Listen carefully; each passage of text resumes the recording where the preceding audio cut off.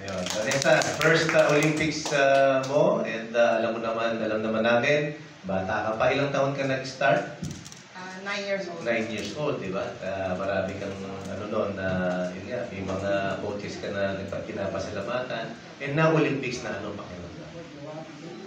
Ako po nakapag-qualify ako ng Olympics as first timer po. Masaya po sa feeling na lahat po ng pinaghirapan as sacrifice is worth it po. Nagbunga po lahat. At masaya po na maka-achieve ng Olympics po. Itong first mo, ano ba ang goal mo dito sa Paris? Yung realistic goal mo? Syempre po, goal ko po talaga is mag-medal sa Olympics po. Then, sa lahat po kasi, iniisip is, as first timer po mag-Olympics, lahat sinasabi na yung first time mo na laro is for exposure. Gusto ko pong i-break yung mentality na gano'n na as first timer po, kaya naman po mag-medal. Ayan. Salamat. Babalikan ka namin for more, ha?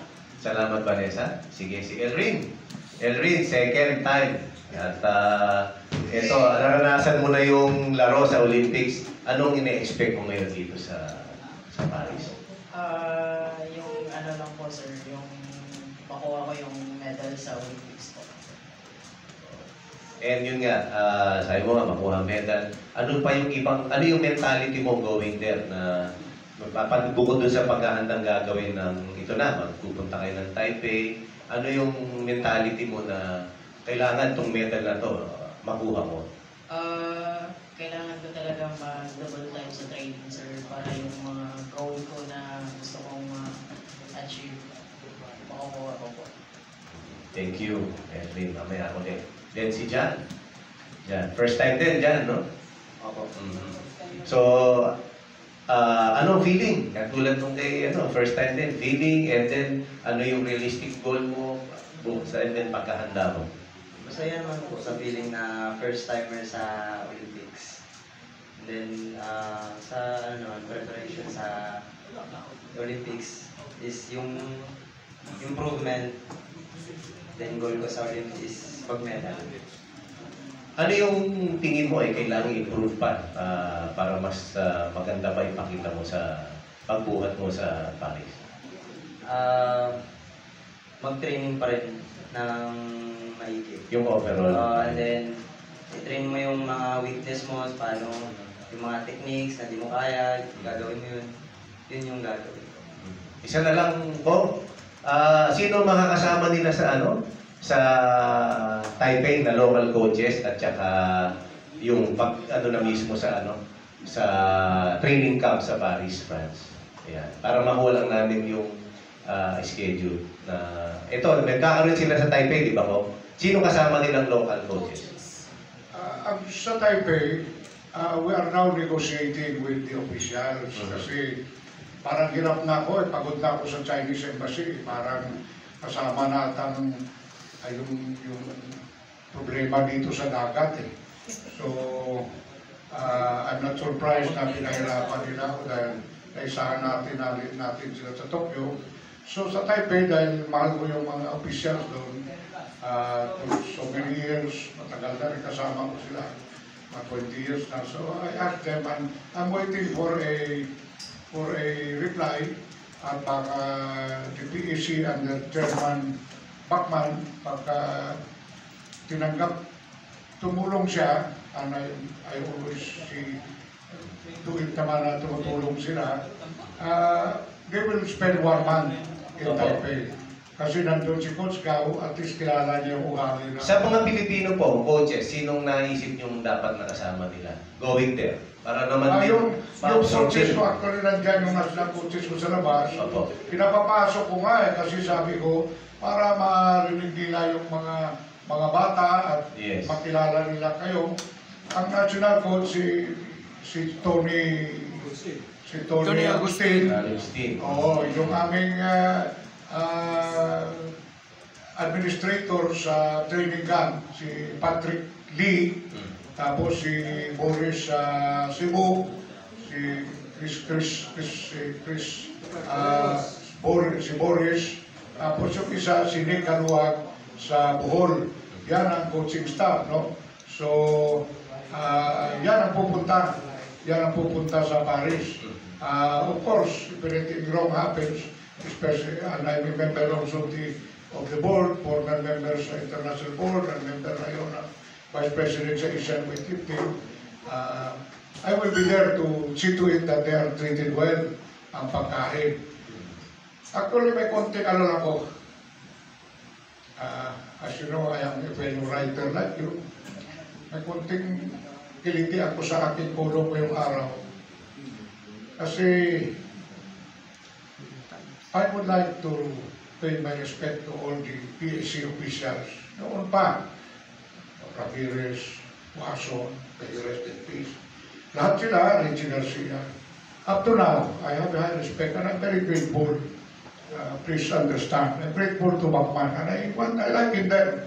But sometimes, as a former commissioner, more than 6 years dito, kilala nyo na ako noong 6 years dito, I feel that these Olympians, kasi hindi naman tayo aabot ng 20, we are now financing, if you look at the entries to the Asian Games, to the SEA Games, 1,600, 1,500, and they are called NTP athletes. But there should be distinction. I have always been stressing that even to them noon. There is a memo now that the meal allowance of these young athletes, 5,000 a month, lahat sila. The Olympians, or those who are close to being Olympians, should be treated distinctly. They should be treated differently. Ang pagkain nila at pag-trip sa training nila should be different from the natural, national team player athletes. Hindi naman sila pareho dapat ang trato. That's why I have respect and I am grateful to them. I appreciate their help. But as a former commissioner, I would like to suggest to them that do not treat these aspirants the same way as the 1,000 over that you are treating here every month. Because there are only about 20, many are called, very few, 20 lang are chosen. Hindi na makaabot siguro ng 20 ito. Sa 20 na, bawas pa pa yung 4, 2, compulsory sa swimming, compulsory sa track and field. Ibawas mo yun, ilan lang talaga ang qualified. Hindi nga makaabot ng 15, although I'm hoping may makapasok pa, no? Pero, yan o, in Tokyo, baka mas marami pa kaysa kayo. That's why yung memo na sinasabi, you are all athletes, hindi ganun eh. Olympian qualifiers should be given a little more, 5,000 a month for meals. Okay, wala kami sa SWP, may pera din, dagdagan namin yan. Pero I want to suggest to them, with all due respect, because I have nothing against them.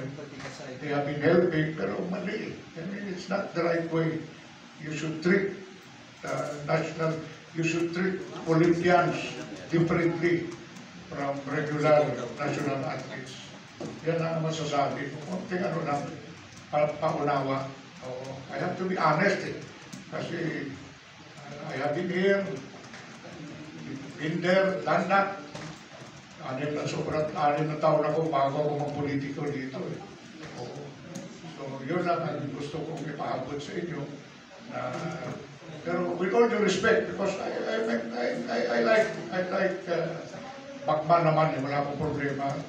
I'm okay with them, pero they should learn a little, they should understand.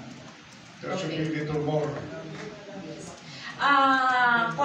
Sa Taipei ba, may chance ba na si Coach Gao ay makapag-coach din dito sa mga qualifiers natin? Personally, I chose Taipei because not only am I very close to the officials, very close ako sa kanila as former president ng Asia Weightlifting.